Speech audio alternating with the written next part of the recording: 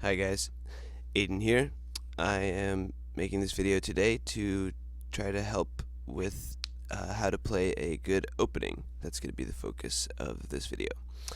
Now, before we get started putting moves on the board, I just want to talk about some general ideas in chess, what makes for a good position versus a bad one, etc. So, in chess, basically, the first thing to think about is the material. Let's say uh, I somehow force my opponent to give up a piece. That's normally a one strategy way to win, right? If I can trade my pawn for a knight, then I just have more pieces than my opponent, and I should be doing well. Another very important factor in chess is who controls the center of the board. When I talk about the center of the board, I'm literally referring to these four squares. The center of the board, that's e4, d4, e5, and d5.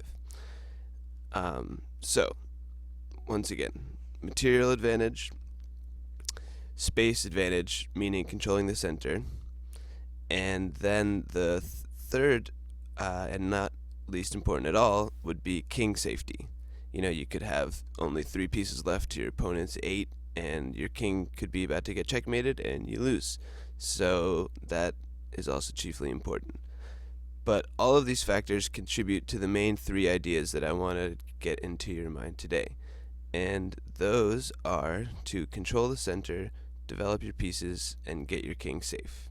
So I am going to eventually put some moves on the board and talk about how we can try to achieve all those goals efficiently. Before we get started, it's also important to note that as white goes first, white has a temporary advantage from the beginning.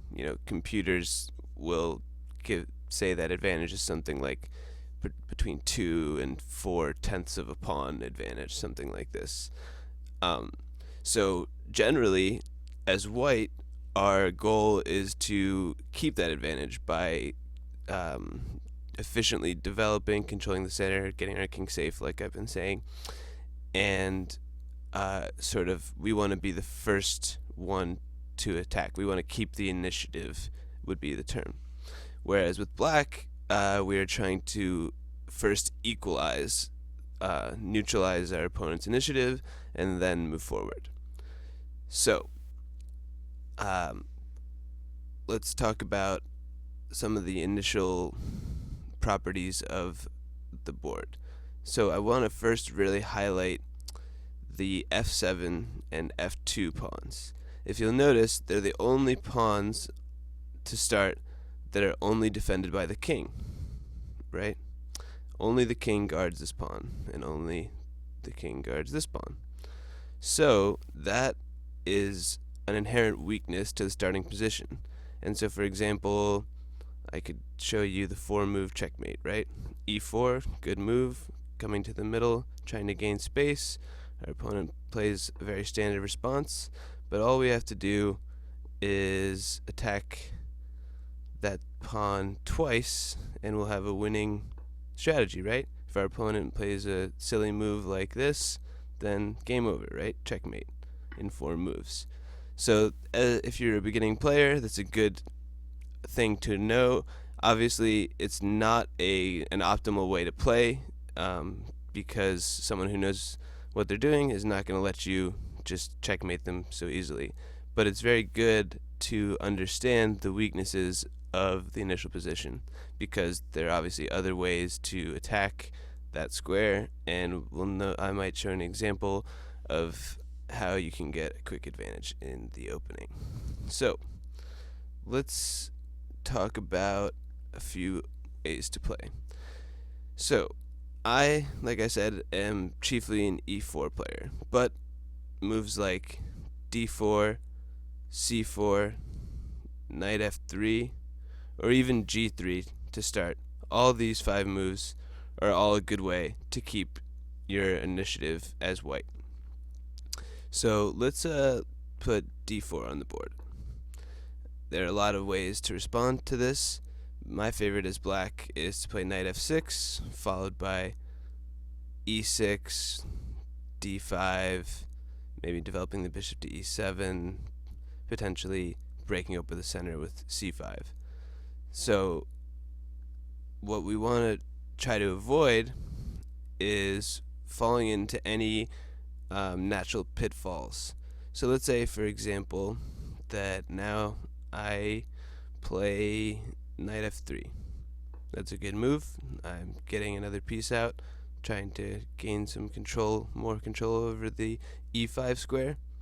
And our opponent could even play symmetrically, right? And obviously, because I'm white, I still have a small advantage. So, I don't know, let's play a move like bishop to f4. This is maybe our first decision in the game here, right? Because we're going to want to get our bishop out as well here. So we have to decide, do we want to put our bishop here or get it somewhere along this diagonal, right? Now, to do so, we're going to have to move this pawn. So as white, we have to decide if we want to put our bishop outside what we call the pawn chain here. If I were to make this move e3, now this bishop is committed to being stuck behind the pawn chain and only living on these squares for the foreseeable future. So let's try and play bishop f4 instead. And we're just going to stick to the principles of the opening, right? So let's say our opponent plays e6. Now maybe we can try to develop our other bishop.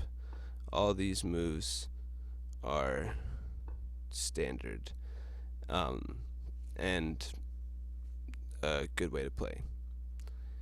Now, basically, this video might be a little short and sweet because we just want to hammer in these main ideas of controlling the center, developing our pieces, and getting our king safe. And when I say getting our king safe, I generally mean through castling. There are positions where you end up not castling, but that's really the best way to get your king safe and also to develop your rooks. As we know, rooks are more powerful than knights and bishops, but they're harder to get into the game. One pitfall that I see in beginning players often is because they like the rooks, they try out a move like this or something to get their rook into the game like this. Now, this is a pretty bad mistake, as it creates a weakness on, for example, if I played this move, then I'm creating a weakness here. Now, I'll definitely never want to castle this way. I'm committing to castling this way. And to be honest, the rooks are going to just do much better developed later in the game when they come along this file and put pressure down the middle, as opposed to trying to, I don't know, sneak up here. If we play this move to start, we're just giving our opponent a free hand at the center, right? And immediately you'll see even just playing this move stops us from playing the rook to a3 right away. Okay, so going back about that f7 weakness, I'm going to show you guys an opening that I think is a very good fighting option at the lower levels. So let's say e4, good start. Many players will play e5. We'll develop our pieces. Say here, and bishop c4. This is called the gioco piano, or the Italian game. Now, the main move at higher levels is to play bishop c5 and try to keep up in development. But a lot of players will play this too, and it's not a losing move or anything like that, but especially at lower levels, I would suggest that this move, knight g5, be played. And so, as we can see, we already have the two pieces we need attacking the f7 pawn. So black needs to do something about that right away. And if you are looking around for options, it's hard to see exactly how to defend it, right? Obviously, we can't defend it with the queen because the queen is just a stronger piece, right? If we try to defend the pawn with the queen, we'll still just take the pawn with either the knight or the bishop. Let's say we take with the knight. attacking the rook. The queen obviously can't take back because now we've just traded a knight and a bishop for a queen and a pawn, which is where this game is basically over from the start, right? But let's go back to this position. If black plays, this is basically the only move that black can play, and invariably players will find it because it stops the bishop from attacking f7. So the follow-up would be to take the pawn. Black takes back, and now highlighting this f7 weakness, this is a sneaky but very important and good move. We sacrifice our knight on f7. Let's say the king takes back. We can come out queen f3 check, and we're already ready to try to get back the piece, right? If the king goes anywhere except for e6, then we're going to take this knight. So let's say king comes to e6, and now we can put more pressure. Knight c3. This knight is pinned, it can't move, right? Because then the king would be in check, and now we've already got pieces, doing some strong attacking. And this is a good fighting way to start a game. Okay, so starting back at move 1, let's talk about some potential plans. Let's say you start with e4 or d4, doesn't matter. Anytime your opponent allows you to take control of the center completely, you should, be it black or white. So that would mean moving this pawn directly to the center of the board. I think in general, like if someone had played knight c6 against me after I played e4, I wouldn't know what they're planning, but I just know from these principles that it's always a good idea to move my two pawns to the center. My opponent should probably play some type of plan that strikes back in the center, maybe e6 followed by d5, or potentially just playing d5 right away. But yeah, so let's say the opponent plays e6, then we should just continue developing. I'd say if they're giving us that much control of the center, we just take more control of the center. Alright, let's say they bring a piece out. Now they're attacking our e4 pawn. We can defend it and bring a piece out, right? Knight to c3. So, what I want is just for people to be ingrained in their mind, what does a good opening look like? So I'm just going to throw some natural moves on the board. Let's say bishop e7, black's developing knight f3, and maybe castles, bishop e2. Maybe black's ready to play something like this to get their bishop out, and we can castle, bishop gets developed, and we develop our last bishop. Let's just put it here. This is a pretty familiar type looking position to me because both players have done their best to efficiently get their pieces out, and now we're basically at what we'd call the middle game. But for this video's sake, I just want to repeatedly drill into your mind these three principles. If you just tell yourself to think about these three principles, controlling the center, developing your pieces, and getting your king safe, then you should come out with a fairly playable position in the opening, especially at lower levels. So, speaking of what to do, sometimes highlighting what not to do is a good way to start. So, in chess, we count time with the word tempo, or tempi. Basically, every time you make a move, you're using a tempo. So let's say I use my move to play bishop c4. Let's say my opponent brings out their knight. I've got to defend this pawn, so I don't know, we'll bring our knight to c3. And now our opponent just makes a natural move, like knight to c6. Let's say now we play our bishop to b5 because we want to attack this knight.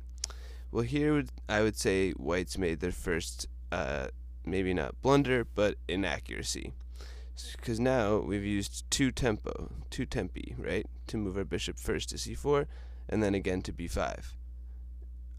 Where it would have been much better if we had just moved that bishop in one go, right? So black can, let's say, play either d6, or they could have played bishop c5, but it's sort of irrelevant, right? Now let's move the bishop back, and suddenly, since we moved our bishop twice, even though we went first and should have the initiative, black is ready to castle. So, in essence, this position is just much more playable for black. If you had to pick a side of which to play, you would definitely choose black, because they're more developed and are going to have the initiative moving forward. Okay, so those are basically just the main three big principles to have running through your mind when you start off a game of chess. In my next videos, I'll probably talk a bit more about how to develop plans once you've accomplished these goals and get to a middle game, or perhaps some end game strategy, just how to create common tactics, where you want your pieces to be when your pieces start coming off the board and you're transitioning closer to the end of the game. If you have any specific questions or suggestions for what you'd like to see next, please comment on the videos, and I will respond. Have a good one.